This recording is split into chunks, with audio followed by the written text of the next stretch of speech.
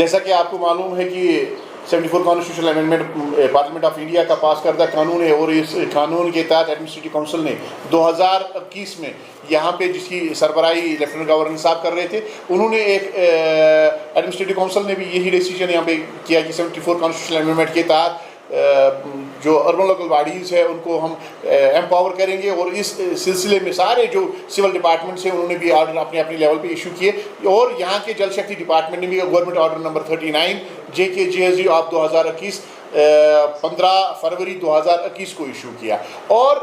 اس کے بعد Jammu P H کی اگر ہم بات کریں، جموں میں اس آرڈر کو پورا امپلیمنٹ کیا گیا، لیٹر اینڈ اسپرنٹ امپلیمنٹ کیا گیا، اور کشمیر پروونس میں اس آرڈر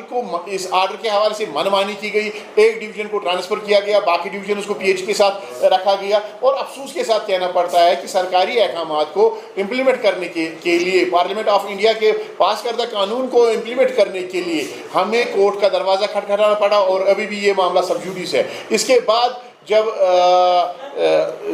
ہم نے جو ہمارے مطالبات تھے، جو ہماری ایشوز ہے 74 کانسٹیٹیوشنل امینڈمنٹ کے بعد جو ہماری ایشوز ہیں، ہم نے سرکار کی نوٹس میں لائے، ہم نے یہاں کے آنریبل چیف منسٹر صاحب کی نوٹس میں لائے، چیف سیکرٹری صاحب کی نوٹس میں لائے، تو سرکار نے ایک کمیٹی چیف سیکرٹری صاحب کی سربراہی میں کانسٹیٹیوٹ کی، جو ایشوز کو دیکھے گی، جو ان کا سولوشن اور ان کا حل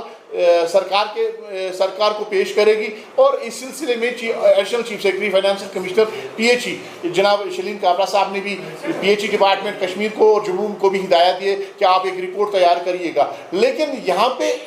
حیرانگی اس بات کی ہے کہ کشمیر پی ایچ ای میں اس کے برعکس کیا گیا۔ کشمیر پی ایچ ای کے چیف انجینئر نے 74 کانسٹیٹیوشنل امینڈمنٹ کو امپلیمنٹ کرنے کے بجائے اور ایک کمیٹی تشکیل دی، جو کمیٹی 74 کانسٹیٹیوشنل امینڈمنٹ کے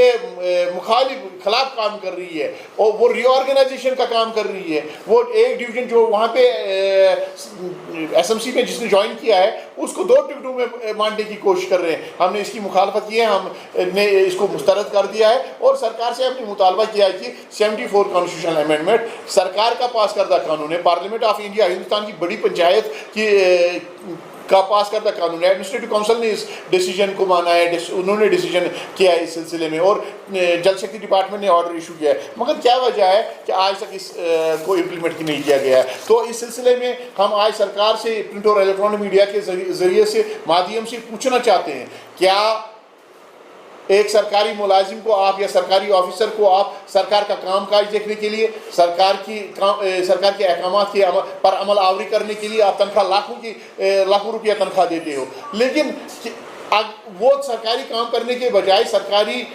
احکامات کو، سرکاری کام کاج کو، اور پارلیمنٹ آف انڈیا کی طرف سے پاس کردہ ایڈمنسٹریٹو کونسل کی طرف سے جاری کردہ احکامات کو نکارتا ہے، اور سرکاری خزانے سے تنخواہ لیتا ہے۔ اور دوسری بات ہماری یہ کہ 74 کانسٹیٹیوشنل امینڈمنٹ اگر جموں میں امپلیمنٹ کیا گیا، ہمارا چیف منسٹر سیم ہے، ہمارا منتری سیم ہے، جل شکتی ڈپارٹمنٹ جموں اور پی ایچ ای کا سیم ہے، جموں کا بھی اور پی ایچ ای کشمیر کا بھی سیم ہے، ایڈمنسٹریٹو ڈپارٹمنٹ ایک ہی ہے، فائنانس ڈپارٹمنٹ ایک ہی ہے، منتری ایک ہی ہے، ایڈمنسٹریٹو سیکرٹری ایک ہی ہے، تو کیا وجہ ہے کہ پارلیمنٹ آف انڈیا جو پورے ملک میں جو قانون لاگو کیا گیا ہے، جو سارے ڈپارٹمنٹس میں لاگو کیا گیا ہے، تو chief engineer P H E department نے اس کو کیوں نہیں لاگو کیا گیا؟ کیا ان کو اس پارلیمنٹ آف انڈیا کے پاس کردہ قانون، انتظامیہ کونسل کے پاس کردہ قانون اور ایڈمنسٹریٹو ڈپارٹمنٹ کے گورنمنٹ آرڈر نمبر 39 JKJSG 2021 کا احترام نہیں ہے، عزت نہیں ہے؟ ہم آج پوچھنا چاہتے ہیں کہ یہاں کی ایڈمنسٹریٹو کونسل، یہاں کے ایڈمنسٹریٹو ڈپارٹمنٹ اور یہاں کی سرکار اور یہاں کی انتظامیہ chief engineer P H E Kashmir کے سامنے بے بس کیوں نظر آ رہی ہے؟ اس سوال کا ہم ان سے جواب چاہتے ہیں۔ اور دوسری بات یہ ہے کہ اگر ان کو پاس کردہ قانون جو 74 کانسٹیٹیوشنل امینڈمنٹ کے تحت پاس کیا گیا ہے، اور جو ڈیسیجن یہاں کے ایڈمنسٹریٹو کونسل نے دے دیا ہے، جو ایڈمنسٹریٹو ڈپارٹمنٹ نے ڈیسیجن دے دیا ہے، اگر چیف انجینئر کو وہ نامنظور ہے، اس کو عدالت عظمیٰ کا فیصلہ نامنظور ہے، وہ ڈیسیجن نامنظور ہے، تو وہ وضاحت کرے اس چیز کی، ہم وضاحت چاہتے ہیں۔ بہرحال Kashmir P H E joint employees association ایک نمائندہ تنظیم ہے یہاں کے ملازمین کے، پی ایچ ای ملازمین کے، ہم نے اس حوالے سے کئی بار ہم چیف منسٹر صاحب سے بھی ملے, ہم نے اپنے خدشات پیش کیے ان کو, ہم نے ایشوز ان کے سامنے رکھے, لیکن ہمارے ایشوز کو یک طرفہ ڈال کے, سرد کھانے میں ڈال کے ایک نیا پروپوزل سامنے لایا جا رہا ہے. ہم اس کی پرزور الفاظ میں مذمت کرتے ہیں, اس کو مسترد کرتے ہیں اور ان سے مطالبہ کرتے ہیں کہ 74 کانسٹیٹیوشنل امینڈمنٹ کو امپلیمنٹ کیا جائے تاکہ یہاں کے لوگ بھی سفر نہ ہو جائیں, یہاں کے ملازمین بھی ڈیول کنٹرول میں نہ پڑے. اور ہم چاہتے ہیں کہ اس کو ان امپلیمنٹ کیا جائے جیسے کہ جموں میں کیا گیا ہے. اور اگر